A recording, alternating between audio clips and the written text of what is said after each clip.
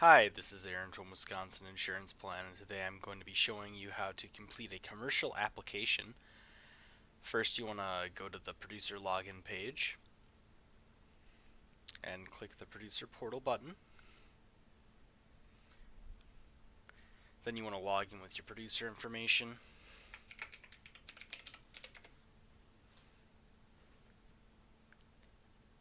Then click on Policy and then New Commercial Fire Application.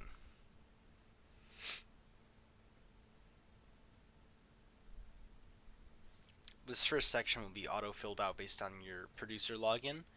Then you want to put in the first named insured, authorized representatives, second insured if there is, the address of the location that the policy will be for, the mailing address for anything, and the first inspection contact, along with a second inspection contact if you'd like. And you can add a mortgagee or additional interest. You just click that button down there and then fill out this, then save it, and then it'll pop up with a box that you'd have to click and select. It would just be what kind of mortgagee or payee they are in relation to the policy. Then once you're done with all that, click Next to go to the next tab. On the Structure tab, you're just going to fill out a couple more details about the structure. So your primary occupancy class code, it's going to give you a drop down with a lot of things. You just select the one that is closest to what the structure is being used for. Let's select covenants. And then you can also select, I think it's 5 other occupancies. No, 5 total occupancies for the structure. And then along with the occupancies, you select the construction type, whether or not it is sprinklered, the number of stories, and the year it was built, along with the actual cash value and the building use and occupancy for the prior 3 years. Then if you'd like to add wiring, plumbing, roofing, or heating update years, you can do that here. The fire department information gets auto-filled based on what your address was in the previous tab, and you can select if the applicant has active coverage or has had a lapse in coverage. Then after you're done with this page, you can click Next to go to the Coverages tab. On the Coverages tab, you can select what type of coverage you'd like, and then enter in the other information, choose your deductible and your co-insurance, and then after you're done doing that, hit Next to head to the General Info tab. So this is just the questionnaire part, just a couple extra questions about the property, what it's being used for. You just kind of answer the questions truthfully. If a pop-up box comes up asking, for more information, just fill that out as well.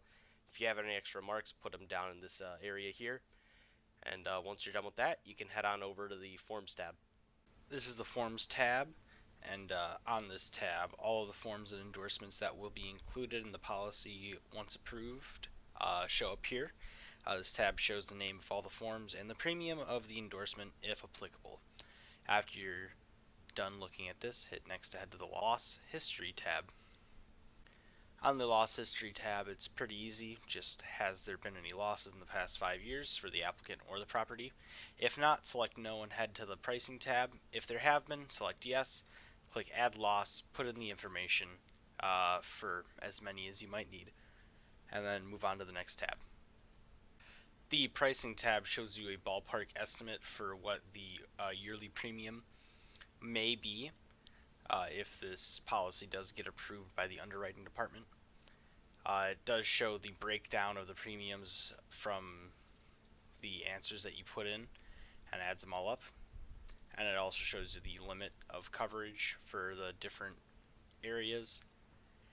And like I said, this is a ballpark, and underwriting will be the one that decides how much the yearly premium will be in the end if it does get approved. But this is just to let you have an estimate. Then after you're satisfied looking at this, you can hit Next to go to the Payment tab. On the Payments tab, you're able to select whether you want to do a full pay for the entire year's premium or a 5 pay with 5 equal payments throughout the year. And If you'd like the 5-pay, you click select. If you'd like the full pay, you click select on that one. Make sure the one that you want is highlighted in blue.